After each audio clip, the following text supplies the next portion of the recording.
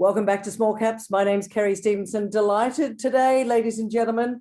You all know what I'm thinking about the energy space. You all know what I think about uranium space. Today, I've been very blessed to be introducing you to Brandon Munro. He is the CEO of Bannerman Resources and also the co-chair of the Nuclear Fuel Demand Working Group.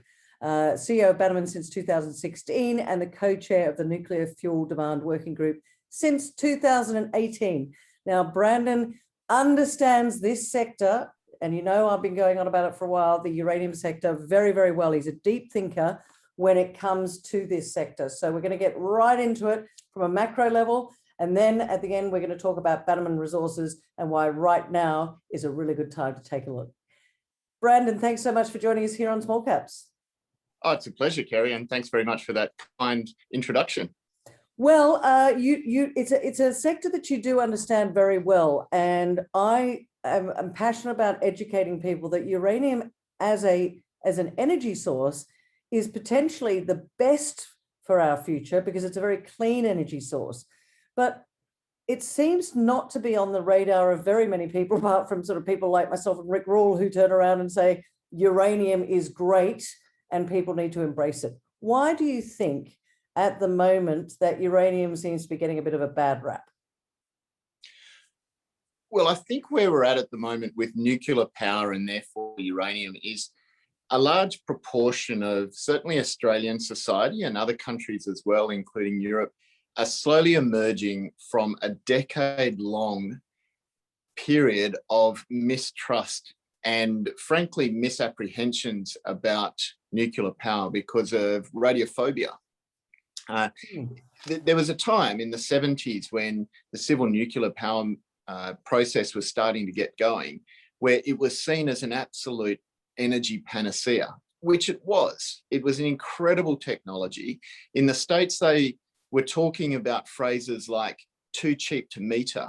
They believed that nuclear energy could be produced so cheaply that only industrial customers would need to be charged for it. And basically all of the residents of towns, there wouldn't even be any point going to the expense of installing a meter box.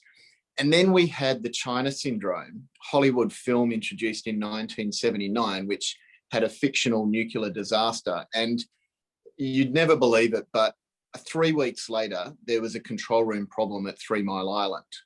And although there was never a release of radioactivity there, it was nonetheless a reportable accident. And the two things got intertwined and intermingled. And all of a sudden, somehow the plot for the China syndrome became the reality for 3 Mile Island. And that was regarded incorrectly as a nuclear disaster. We then had Chernobyl in 1987, and then everyone knows that the accident at Fukushima Daiichi nuclear power station, which was as a result of the Great Tohoku earthquake and tsunami, seemed to be given an elevated status amongst nuclear disasters that it just simply did not warrant and didn't deserve. And quite frankly, on behalf of the future of the planet and my children, I really am sad about that because it's held nuclear power back when it should be playing a much, much greater role in solving what are the predominant challenges of our world today. And yes, you're because one of the predominant challenges is energy, but more importantly, a reliable source of energy, and we seem to have gone down the road of very much renewables, and the nuclear power seems to have fallen by the wayside. Do you think that we can stop people being so fearful and educate them a little bit more? And perhaps you can explain why you think that this source of power is nothing to be fearful of. Look, I think we can, but it does require government assistance. Yeah. It requires government to stop the religious fervour with which nuclear power is being criticised, some level of political leadership, particularly in Australia, where nuclear power has just been too hot to handle for too long. It's been regarded as political suicide. And I've had many private conversations with politicians who they understand it, they get it, they'd be happy supporting it as private individuals, but it's political kryptonite, so they won't go near it. That needs to change. Now, if those sort of shifts occur, then I do think we can, perhaps in Australia, but certainly in the key markets in the world that matter, win over enough people for public support of nuclear for it to play a much bigger role. And so when you start ticking through why am I such a fervent supporter and passionate advocate of nuclear power? Well, let's look at my history a little bit. So when I went to school, I was taught that nuclear power was evil and we should be so proud that Australia had no nuclear power, and places like Russia had lots of nuclear power and they were bad. Now, that sort of lived with me into my 20s. You know, I didn't pursue a technical degree. I went through the economics and law stream. So I didn't need to confront that belief system at all until I started working in renewables. And I was general counsel. You might know that I'm a lawyer by background. I became general counsel of a group called Global Renewables. And the year that I joined them, they actually did 5% of the world's carbon trades. This was 15 years ago, probably longer. And then we worked on various different things, everything from looking at extracting methane from landfills in the US as a renewable energy source, through to ultimately I ended up in the UK working on what was then the UK's single largest renewable infrastructure bid. It was worth some £6 billion, which little old Global Renewables out of Australia actually won, I'm pleased to say. Now, in the context of all of that, I suppose I started what's become a career-long passion with energy economics, because it's just so important to us, both in the first world where we thankfully reside, but also in the third world and developing nations. And those two are inextricably linked because their atmosphere is our atmosphere.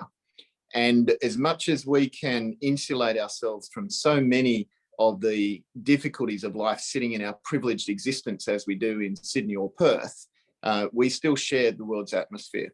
So from there, I really started to develop an interest in these things and educated myself on nuclear, and look, frankly, realised that I'd been sold up the garden path with a story that just wasn't true.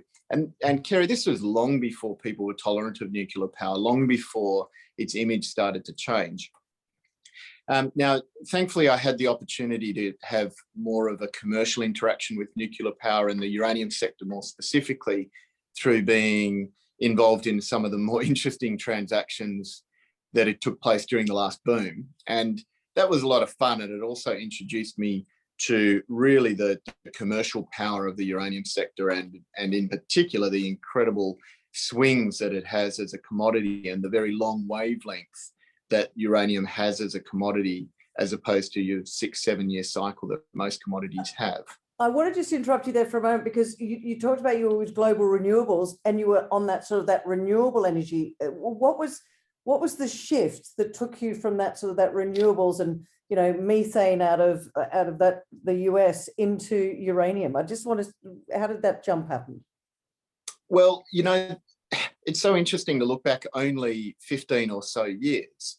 Back then, renewables seemed an awful long way away, and nuclear power was already doing everything the world needed it to do. This was post-Chernobyl, so the type of man-made disasters that represented by Chernobyl were no longer a feature of the risk profile of the industry. We'd seen the collapse of the Soviet Union and the world proceed safely through that. And renewable, it looked like it needed a decade of state subsidisation to achieve what it needed to. And nuclear was there, it was ready. And until Fukushima, that was still very much the case. Of course, renewables had achieved a lot on the back of that state subsidisation, and they'd started to become more mainstream. They got a lot of the costs down. It was much less about a science project, more about an energy infrastructure rollout. But before Fukushima, you know, Greenpeace was on the verge of changing its attitude towards nuclear, you know, in the way that they just have recently quietly to GMO crops, for example. And everything was looking great. We were in the nuclear renaissance. By then, I was living in Namibia, working for Bannerman, as luck would have it. So I was in the cut and thrust of the uranium industry, really feeling like we were going to make a difference. And then, unfortunately, Fukushima occurred. Yeah. And a single industrial accident that happened to be at a nuclear power plant, in the context of a untold level of grief that consumed 20,000 lives, that became the entire world's focus, with a lot of help from interest groups who saw it as a once in a lifetime funding opportunity. Unbelievable. And so with their help, not only did that become the focus of this once in a 1,000-year disaster, but it also held back what remains the single most promising energy source that we have in both the developed and the developing world to tackle climate change. So that is what I regard as a climate catastrophe. And I even sometimes use the word environmental vandalism for some of the events that took place back then, and some of the gratuitous treatment of that tragedy for the own commercial gains of a number of those interest groups.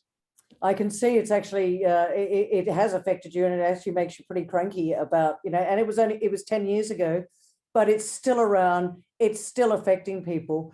But when you say that nuclear energy can be helpful for climate change, let's just draw on that a little bit, because everybody is talking about climate change at the moment. Everybody, we all want to live on a clean planet, and we all want to do that. But a lot of people don't understand how nuclear energy can help us make the world a better place. Great. So first of all, nuclear produces effectively emissions-free energy. So the process by which the electricity is created from the fission reaction is emissions-free.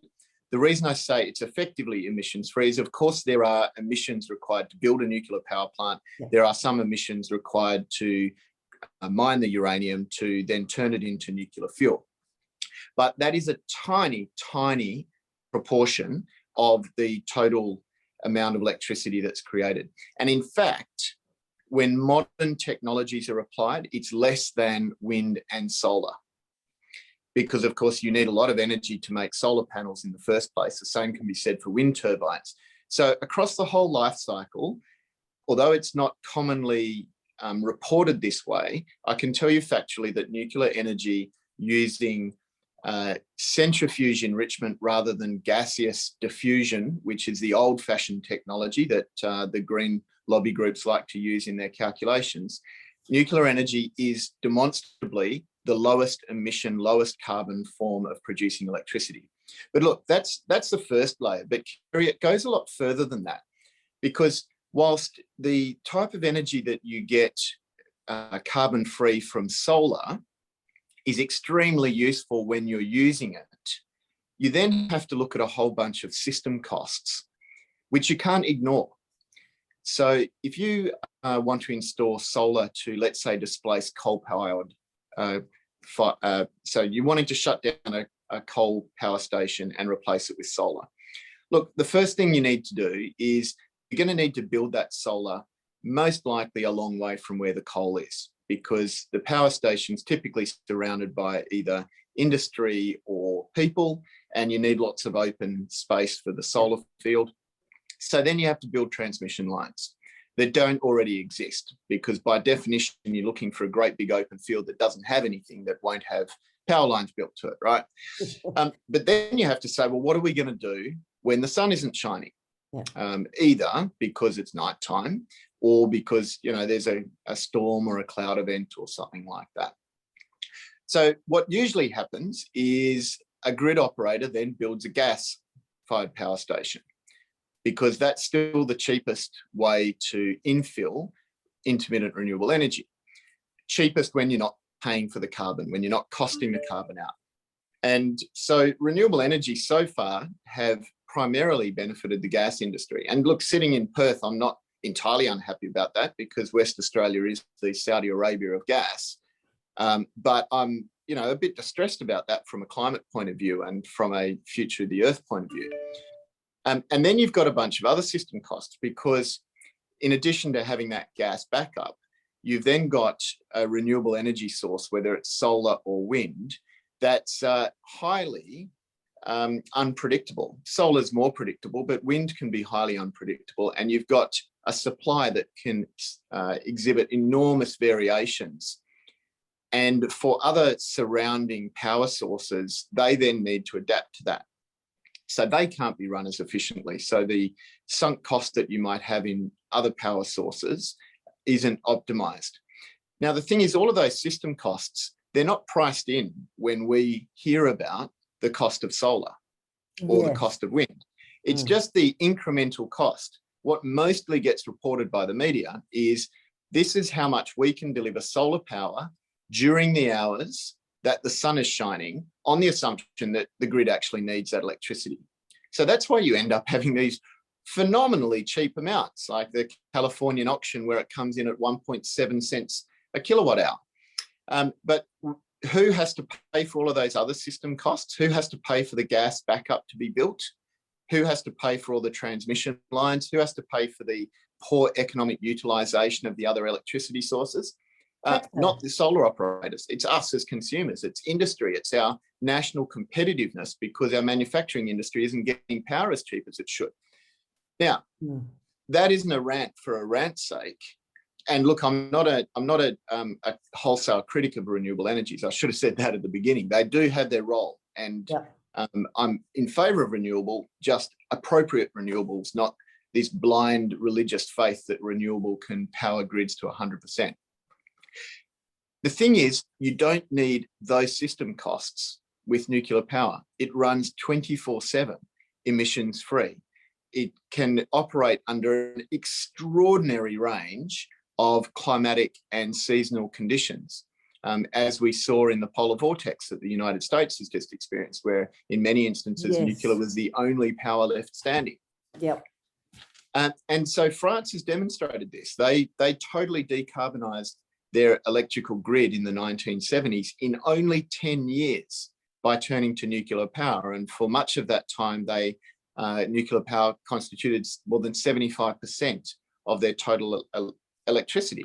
And that was one of the key factors why French industry remained competitive when they had lots of problems with labour and other things. So nuclear it's got the capacity, if it has social acceptance, to solve all of those problems in the one package. And I think it needs to make a bigger contribution given the scale of the challenge that we're facing. But you mentioned before that there needs to be some government assistance in this. And you and I both know that at the end of the day, they want as many votes as they can get. And this is still because, in my belief, many people don't understand it fully. And, I'm passionate about educating people, as I said to you before, but, you say that it needs government assistance. How necessary do you think that is? Because my belief, for what it's worth, is that I still think that no government, especially here in Australia, is going to touch the nuclear fuel. I mean, it was mentioned by a minister a little while ago, briefly, and then that was shut down and put into the back corner. So it's clear to me that when somebody puts their head above the parapet and mentions it, it gets poo-pooed and put to one side. Can you see that changing anytime in the near future? And how important do you think it is in order for us to get this, as you rightly said, clean energy source much more viable in the eyes of the consumer? So really, the only government assistance we need is government on both sides of politics to get out of the way and let the debate play out in a fair way amongst our society. And then if our society says we should be open-minded to this, then of course the government's got a role to play in removing some of the legislation that makes whispering nuclear in somebody's ear illegal in this country. But in a serious sense, yes, the government then needs to be willing to exercise enough political leadership to say, this is a law that's seriously outdated. This is 20th century environmental thinking, not 21st century environmental thinking. By removing these laws that make nuclear power illegal in this country, we aren't taking a step too far. We're just simply enabling the debate to continue in a normal sort of fashion.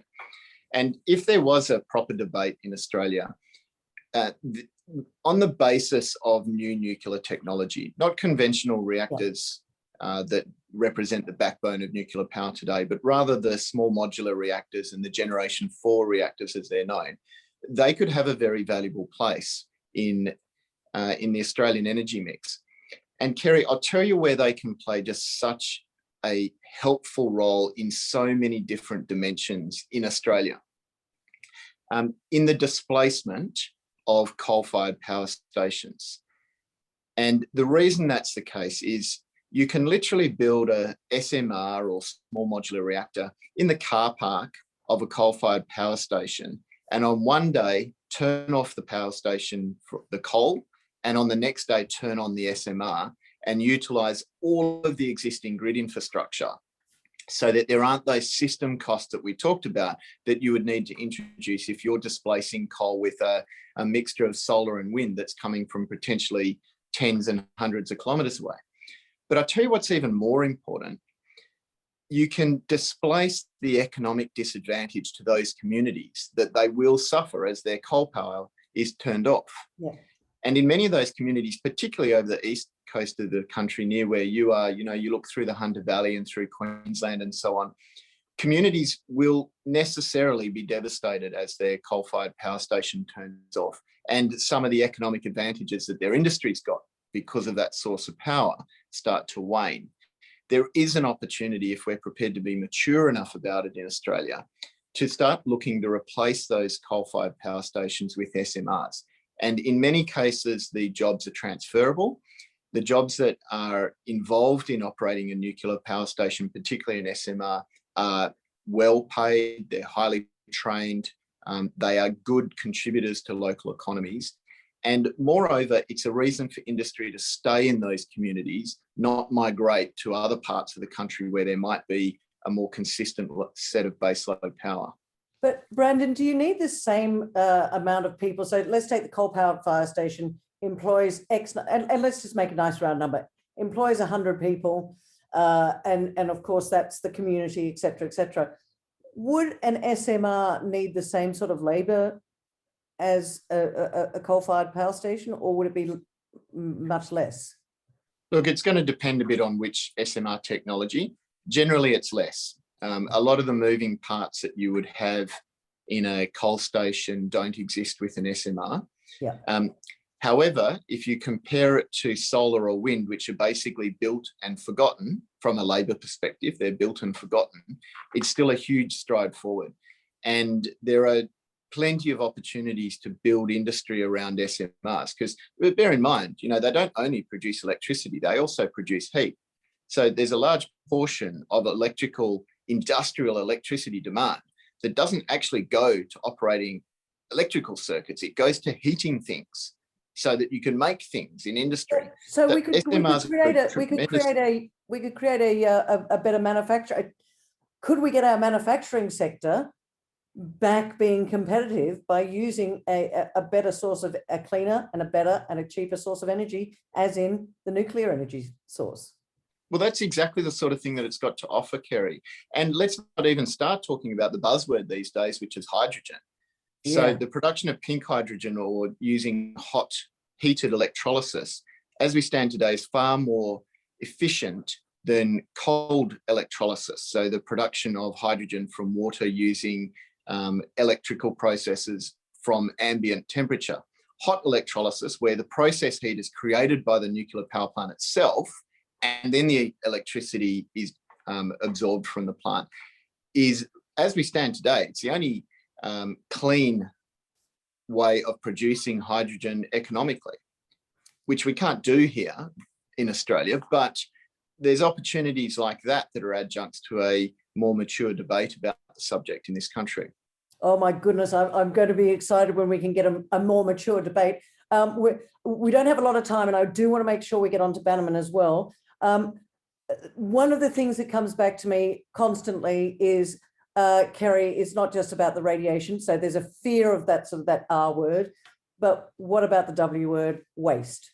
They're like, well, what do you do about the waste? So I'd love it if you could just educate our people out there about nuclear waste and why it's not as big an issue as is in people's minds.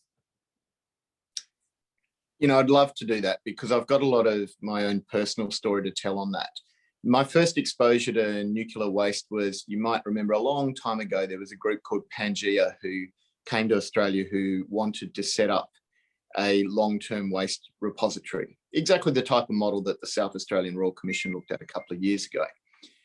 And so that got me interested, and it also put nuclear waste very much on my radar.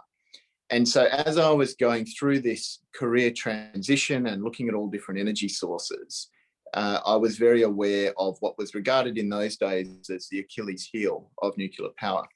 So, of course, when I was ready to join the nuclear power sector in 2009, that was top of my list for personal due diligence that I needed to do before I was prepared to commit my heart, soul, and reputation to an industry that was, believe me, well out of fashion in those days.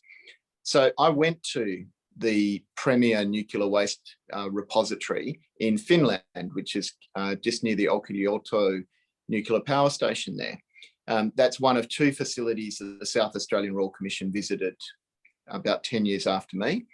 And I went there and I had a private tour and I looked in great depth at exactly what they were doing. And I came away from that, Kerry, absolutely convinced that the engineering risk is zero when you deposit nuclear waste in that situation, when it has a deep geological repository that's been carefully selected, when all of the canisters are correctly manufactured, et cetera, et cetera.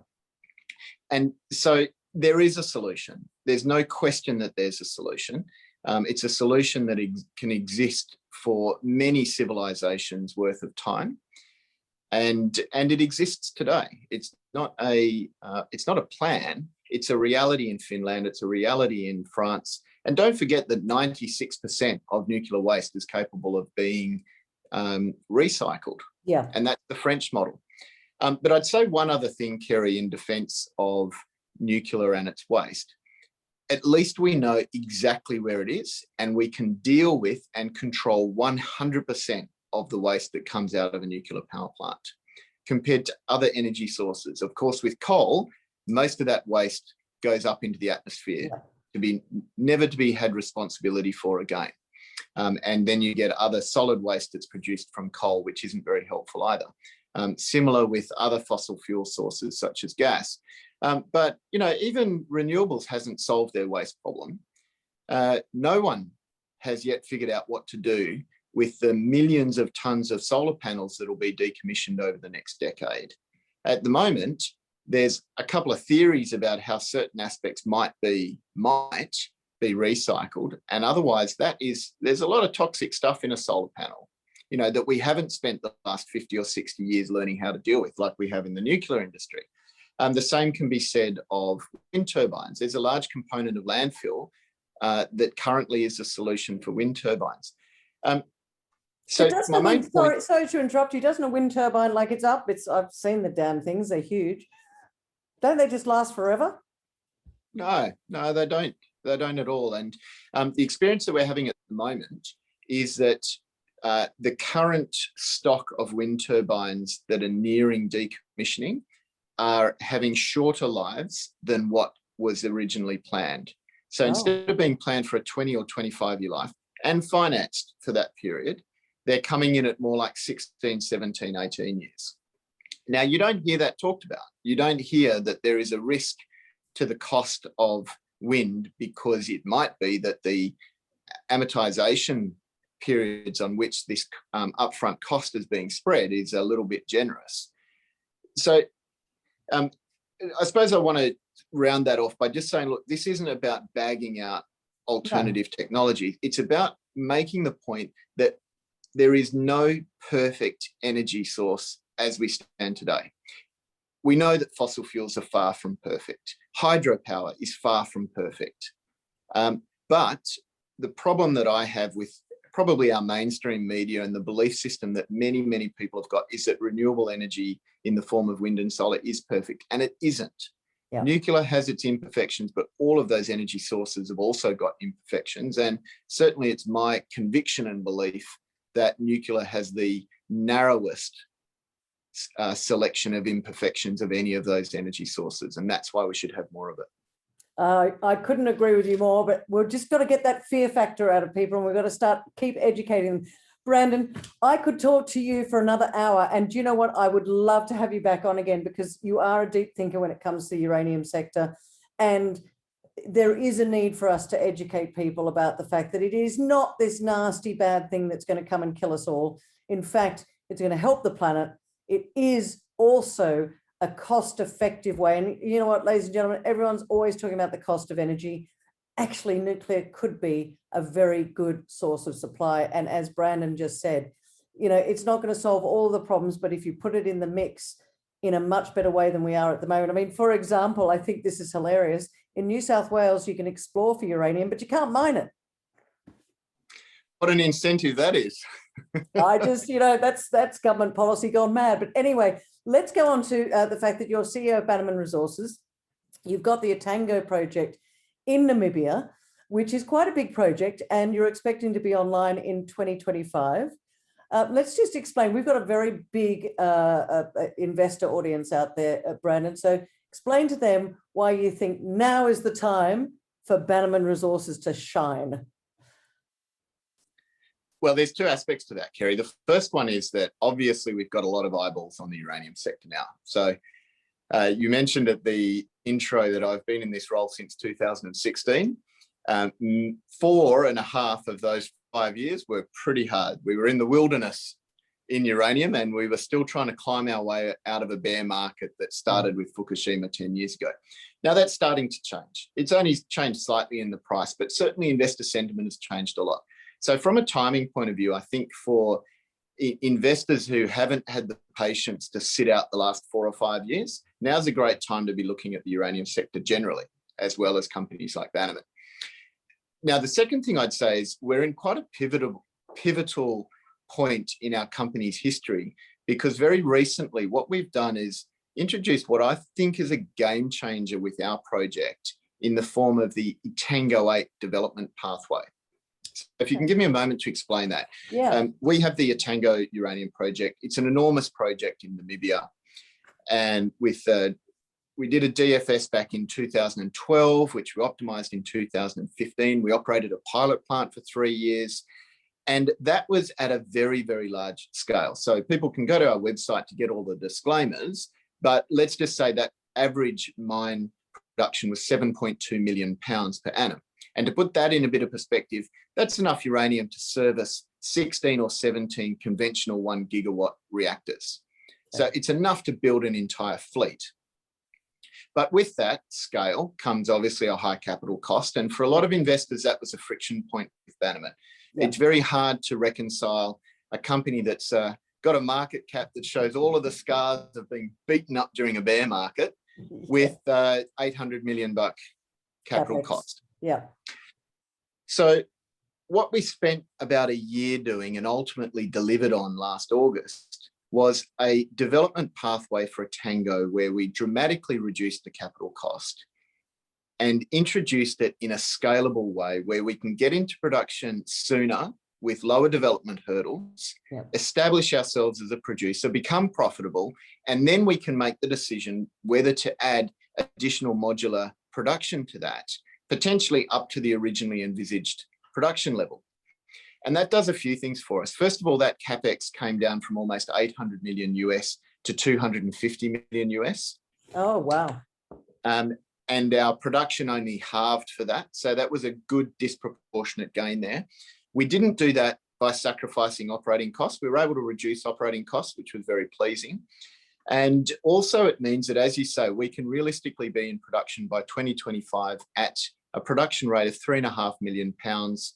And once we're in production, look to expand that as we anticipate forecasted deficits in this sector really start to gap out from about 2028.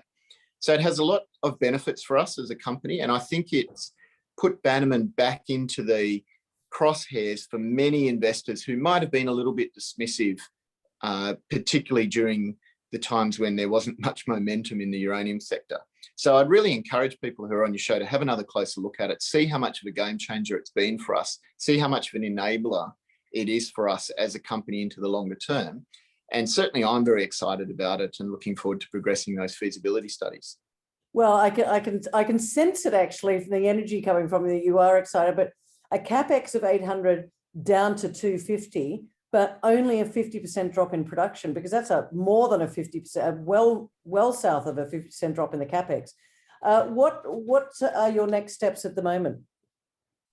So we're ready to complete a PFS by mid this year. Okay. And from there, we'd expect to move straight on to a definitive feasibility study. And one of the advantages that we've got, let's be clear, £3.5 million, which is our anticipated annual production, that is still a very big project. Yeah. That'll still rank amongst the largest development projects globally, and certainly amongst the very largest that have got their environmental permitting in place, as we do. So that's a big project, but yet we believe we can get the definitive feasibility study done. At this stage, we're thinking 9 to 12 months. We'll obviously be able to firm that up once we've completed the PFS and scoped it out. And the reason we can do that is that most of that work has already been done, just at the larger project scale. So we're working within a subset of the work that's already been done, which obviously has a huge cost advantage, but compared to a greenfields feasibility process, it gives us a lot of advantages in the form of lower risk that we can pass on to investors. We don't have the environmental risk because we've already got the approvals in place. We don't have resource drilling risk, either financing or resource characteristics per se. We don't have metallurgical risk because we operated a pilot plant for 3 years. Yeah. So we're expecting it to be pretty smooth sailing. And that then enables us to be in a position to, we think, participate in the upcoming contracting round that we think will be in full momentum by next year. Quick question for you. The projects in Namibia, we've had COVID. We can't travel. Any impact? Fortunately, not on us. And that's for two reasons. First of all, because of this huge database of work that's already been done, our feasibility studies are desktop.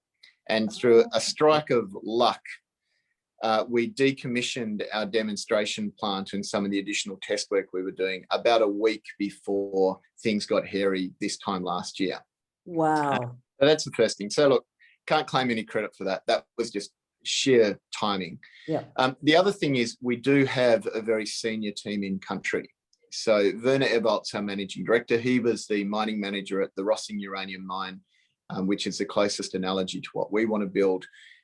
Our chairman, who's very active in country, is Mike Leach. He was the managing director of the Rossing uranium mine at a time when it was the largest uranium mine in the world.